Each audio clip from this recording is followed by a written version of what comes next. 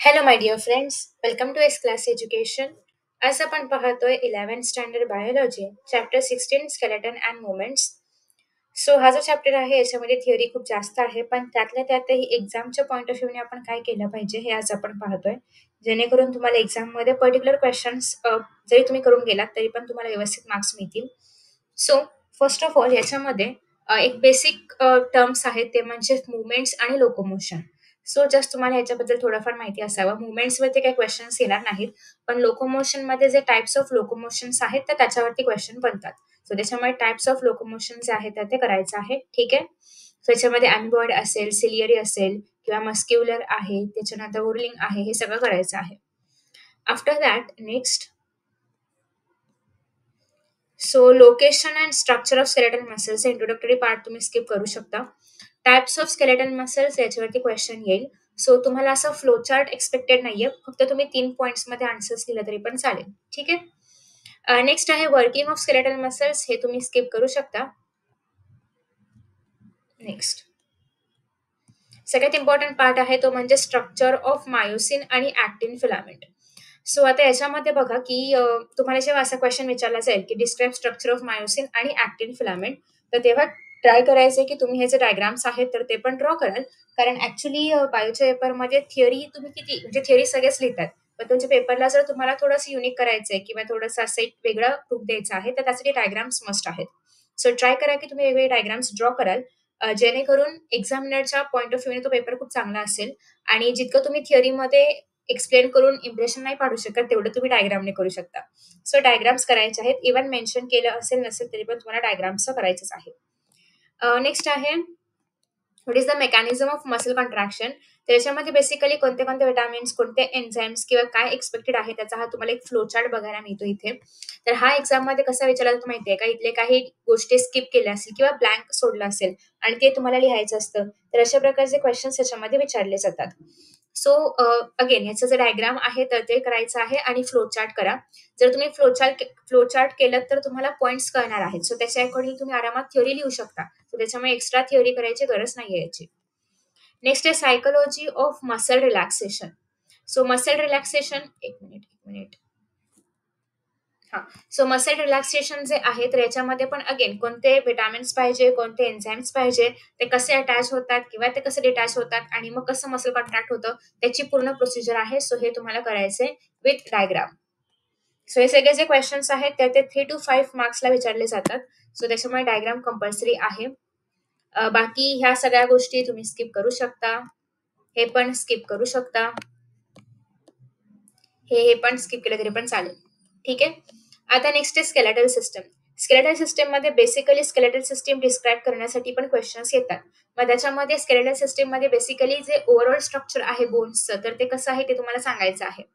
मग आता याच्यामध्ये तुम्ही एकतर असं करा की एक्सेल स्केलेटल असेल किंवा सगळेच जे आपल्याकडे बॉडीमध्ये 206 बोन्स आहेत, त्यांचं सगळ्यांचंच कसं म्हणजे कोणते बोन्स किती आहेत किंवा त्याचे बेसिक वरच्यावर टाइप्स किती आहेत वगैरे, या सगळ्याबद्दल तुम्ही एकत्रित माहिती लिहू शकता. असं करू शकता किंवा मग तुम्ही एक छानसा फ्लो चार्ट, आय मीन एक माइंड मॅप टाइप ड्रॉ करा की 206 बोन्स आहेत, मग एक्सेल किती आहेत, फेशियल किती आहेत वगैरे वगैरे जे काय असेल ते. असं करू शकता, ते पण करा. उलट जर तुम्ही माइंड मॅप वगैरे ड्रॉ करण्याचं ट्राय केलं किंवा फ्लो चार्ट वगैरे ट्राय केलं, ट्री डायग्राम ट्राय केलं, तर नक्कीच तुम्हाला पण उत्तर लक्षात राहतील आणि समोरच्याला पण कळेल की तुम्हाला एक्झॅक्ट न्यूमेरिकल व्हॅल्यूज माहिती आहेत. सो हे पूर्ण असं थेरोटिकल करण्यापेक्षा ट्राय करा की तुम्ही असे फ्लो चार्ट्स किंवा ट्री डायग्राम वगैरे ड्रॉ कराल. आणि इफ यू वॉन्ट ते डायग्राम्स वगैरे तर तुम्हाला डायजेस्टमध्ये, टार्गेटमध्ये इझिली बघायला मिळतील. असे बरेचसे डायग्राम्स त्याच्यामध्ये अवेलेबल आहेत. ठीक आहे. युजली हे सगळे डायग्राम्स तुम्हाला ड्रॉ नाही करायला येत. लॅटरल व्ह्यू येऊ शकतं, पण वेंट्रल वगैरे नाही येत. सो तुम्ही डिरेक्टली स्किप केले तरी पण चालेल. आता हे जे टेम्पोरल बोन्स आहेत, ऑक्सिपिटल, परायटल बोन्स वगैरे, या प्रत्येकाबद्दल जास्त डिटेलमध्ये नाही, ऍटलिस्ट 2 पॉइंट्स तुम्हाला माहिती असले पाहिजेत. आता इथे बघा कसं दिलंय त्यांनी की किती बोन्स आहेत, एक्सेल किती आहेत, तर त्याचं असं छान बायफर्गेशन करून दिलंय. तर त्याचप्रमाणे तुम्हाला करायचा प्रयत्न करायचा आहे. यादीवरती तुम्ही इथे स्केलेटन किंवा बोन्स लिहू शकता. मग इथे एक्सियल लिहा. मग इथे एपेंडिक्युलर लिहा. मग एक्सियलमध्ये स्कलमध्ये वेगळे आहे किंवा क्रेनियम, हेनॉइड, फेस, थोरॅक्स जे काय आहे ते असे तुम्ही छान असे त्याला एरोज करून लिहू शकता, जेणेकरून समोरच्याला पटकन कळेल की तुम्हाला याच्याबद्दल इन्फॉर्मेशन आहे की नाही. ठीक आहे. So you don't have to read whole paragraphs to just know की तुम्हाला माहिती आहे की नाही. त्यासाठी तुम्ही असे डायग्राम्स वगैरे प्रिफर करू शकता. ठीक आहे. हे एवढं मोठं न करता प्रत्येकाबद्दल जे मेन 2 पॉइंट्स आहेत, त्यांचं लोकेशन कुठे आहे आणि त्यांचं एक काही काम असेल किंवा स्पेशल कॅरेक्टरिस्टिक असेल तेवढंच फक्त केलं तरी पण चालेल. कारण तुम्हाला स्पिनॉइड बोनवरती डिस्क्राईब करा किंवा ऑक्सिपिटल बोन डिस्क्राईब करा असं कुठलेही क्वेश्चन्स नाहीयेत. फक्त बोन्सवरती येऊ शकतं की क्रेनियम एक्सप्लेन करा. मग तेव्हा तुम्हाला प्रत्येक बोनबद्दल 1 ते 2 ओळी लिहिता आल्या पाहिजेत. ठीक आहे. सो हे काही तुम्हाला एक्झाममध्ये हे न्यूमेरिकल व्हॅल्यूज मात्र करायचे आहेत. तुम्हाला एंट्रन्समध्ये येऊ शकतात. इव्हन बोर्ड आय मीन आपल्या कॉलेजच्या एक्झाम्समध्ये पण येऊ शकतात. Next is facial bones. Again diagram expected नाहीये. पण फेशियल बोन्समध्ये तुम्हाला प्रत्येक बोन बद्दल थोडक्यात इन्फॉर्मेशन दिली आहे. ट्राय करा की ऍटलिस्ट तुम्ही 4 तरी इन्फॉर्मेशन बाय हार्ट करून जाल. कारण जर बोन्स बद्दल लिहायला आलं 5 मार्कांसाठी तर तुम्हाला त्याच्यामध्ये फेशियल बोन्स, क्रेनियम बोन्स हे सगळं इन्क्लूड करावं लागणार आहे. तर त्याच्यामुळे ऍटलिस्ट 4 तरी तुम्हाला माहिती असावेत. बाकीच्यांची फक्त नावं लिहून या. 4 ऍटलिस्ट डिस्क्राईब करता आले पाहिजेत. बाकी हे डायग्राम्स नाही केले तरी पण चालेल. नेक्स्ट आहे इयर ओसिकल्स. इयर ओसिकल्सचे डायग्राम करायची गरज नाहीये कारण हे काय तुम्हाला एक्झाममध्ये नाही विचारलं जात. सो स्किप करू शकता. फक्त एवढंच की ऍटलिस्ट नावं करून जा हे तिघांची. स्टेप्स आहे, इन्स्कस आहे, मेलेस आहे. नेम द फॉलोविंग मध्ये वगैरे आलं तर आलं. बाकी काही गरज नाहीये. वर्टेब्रल कॉलम मधलं तुम्हाला हे न्यूमेरिकल व्हॅल्यूज करायचे आहेत. मॅच द फॉलोविंग मध्ये वगैरे येऊ शकतं. बाकी डायग्रामची गरज नाहीये. Typical vertebra is not required.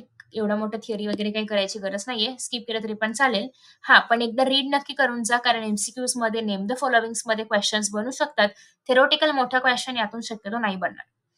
हे डायग्राम करायची गरज नाहीये. हे डायग्राम मात्र करायचे. रेअरली विचारलं जाऊ शकतं, but if you have time तर ट्राय करा.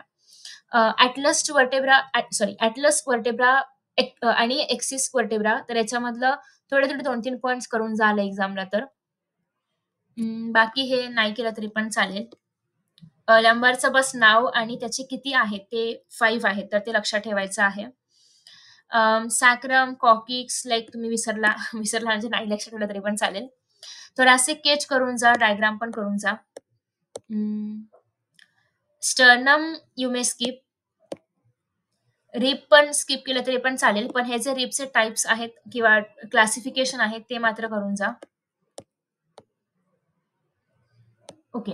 सो अपेंडिक्युलर स्केलेटल मध्ये आता आपण आलोय. याच्यामध्ये सो तुम्हाला हे माहिती पाहिजे की पेक्टोरल गेडर किती आहे, त्याचा नंबर काय आहे, 1 आहे की 2 आहे की 3 आहे, जे पण जेवढे पण आहे तेवढे. क्लेविकल किती आहे, 1 आहे की 2 आहे. आणि इव्हन तुम्हाला अपेंडिक्युलर स्केलेटन एक्सप्लेन करायला पण विचारलं जाईल तर प्रत्येकाचे 2-2 लाईन्स तरी तुम्हाला माहिती पाहिजे. एक तर त्यांचा नंबर किती आहे, दुसरं लोकेशन असेल तर लोकेशन किंवा काही स्पेशल क्वालिटी असेल तर ती. सो बस 2-2च गोष्टी लक्षात ठेवायच्या आहेत, जास्त करायची गरज नाही. सिमिलरली क्लेविकलचं पण स्केप्युलाचं पण. हे डायग्रामची गरज नाहीये, पण ऍटलीस्ट यू शुड नो की हे कुठे लोकेटेड आहे आणि याला आपण एक longest bone of the body असं पण म्हणू शकतो. अगेन रेडियस अल्ना स्किप केलं तरी पण चालेल, बट यू शुड नो की त्याचं लोकेशन काय आहे. कार्पस, मेटाकार्पस आणि फॅलेंजेस हे करायचे, हे एक्झाम मध्ये विचारलं जातं. शक्यतो हात पण ड्रॉ करण्याचं प्रॅक्टिस ठेवा. पेल्विक गेडल एक्झाम मध्ये मोस्टली असं ड्रॉ वगैरे करायला नाही विचारलं जात, बट अगेन लोकेशन माहिती पाहिजे आणि 1-2 पॉइंट्स माहिती पाहिजेत. सॉरी, मगाशी मी चुकून ह्युमरसला लॉंगेस्ट बोन बोलले. Sorry, it is femur. Sorry, I know की खूप कॉमन मिस्टेक आहे आणि मोस्टली होते, but it's femur. Sorry. Patella like हे जे बोन्स आहेत, बोन्स ऑफ लोअर लिम, थोडंसं डिस्क्रिप्शन आहे, एकदा वाचून घ्या. मेजरली हे विचारलं जातं की कुठल्या बोनमध्ये कुठल्या प्रकारचं हे आहे, लाईक कुठल्या प्रकारचे जॉईन आहे, सॉकेट जॉईन आहे, सॉकेट बॉल जॉईन आहे की हिंज पॅटर्न मध्ये आहे, कुठल्या पॅटर्नचं जॉईन आहे असेल तर ते कुठल्या पॅटर्नचं आहे विचारलं जातं. सो ते करा. बाकी कार्पल केलं ना तर हे करायची गरज नाहीये. Types of joint, yes. So हा खूप महत्वाचा क्वेश्चन आहे. असं तुम्हाला विचारलं जाऊ शकतं की कुठल्या प्रकारचे जॉईंट्स आहेत आणि कुठल्या भागामध्ये आहेत. सो याचा एक तुम्ही चार्ट वगैरे बनवा की लाईक फॉर एक्झाम्पल तुम्हाला टाइप्स ऑफ जॉईंट्स विचारले गेले तर ते कुठे आहेत, त्याचं नाव आणि त्याचं लोकेशन कुठे आहे किंवा त्याचे एक्झाम्पल्स कुठे आहे. सो हिंज जॉईन असेल किंवा बॉल अँड सॉकेट असेल, पायवट जॉईंट असेल, सेडल जॉईंट असेल, तर ह्या प्रत्येकाचं एवढं मोठं डिस्क्रिप्शन करायची किंवा डायग्राम करायची पण गरज नाहीये. फक्त 2 ते 3 ओळींमध्ये त्याला डिस्क्राईब करायचं आणि ते कुठे आहे त्याचं एखादं location. For example hinge joint elbow आणि नीजमध्ये आहे किंवा आपलं बॉल आणि सॉकेट शोल्डरमध्ये आहे. तर बस एवढंच एक्झाम्पल करू शकता. बाकी जास्त डीपमध्ये द्यायची गरज नाहीये. तुम्ही जर एन-सी-आर-टी पाहिलं असेल, तर एन-सी-आर-टीमध्ये हे थोडंसं शॉर्टकटमध्ये आहे. तिथून केलं तरी पण चालेल किंवा इफ यू वॉन्ट महाराष्ट्र बोर्डचंच बुक, तर थोडासा याला शॉर्टमध्ये करा. एवढा मोठा करायची गरज नाहीये. जस्ट ते काय आहे आणि कुठे लोकेटेड आहे. कुठे लोकेटेड इज एक्झाम्पल. ठीक आहे. डिसऑर्डर्स रिलेटेड टू मसल्स, तर याच्यामध्ये काय काय विचारलं जातं. युजली अर्थरायटिस वरती वगैरे क्वेश्चन्स येतात. गाउट्स, अर्थरायटिस जे कॉमन डिझास्टर्स आहेत. सो रुमिनेट अर्थरायटिस करायचंय. ऑस्टिओपोरोसिस नाही केलं तरी पण चालेल. बाकी मस्क्युलर डायस्ट्रोफी करा, कारण जेनेटिक डिसऑर्डर आहे हे थोडंसं माहिती असलं पाहिजे. बाकी ओके. सो एमसीक्यू सगळे करायचे आहेत. बाकी जेवढे क्वेश्चन सांगितलेले आहेत तेवढे केले तरी पण सफिशियंट आहे. More than sufficient actually. कारण आय नो चॅप्टर खूप मोठं आहे, नावं खूप जास्त आहेत, बऱ्याच पार्ट्सची. एवढं लक्षात ठेवणं इज नॉट इझी. बट तरी पण जेवढे सांगितले तेवढे करू शकता. बाकीचे पॉईंट्स तुम्ही स्किप केले तरी पण चालतील. एमसीक्यूज मात्र नक्की करण्याचा प्रयत्न करा, कारण त्याच्यावरती जे एक्सरसाइजमध्ये एमसीक्यूज आहेत त्याच्यावरतीच भर द्यायचा आहे. सो आय होप की तुम्हाला एक बेसिक आयडिया मिळाली असेल. आणि thank you so much for watching this video and best of luck for your exams. Bye bye.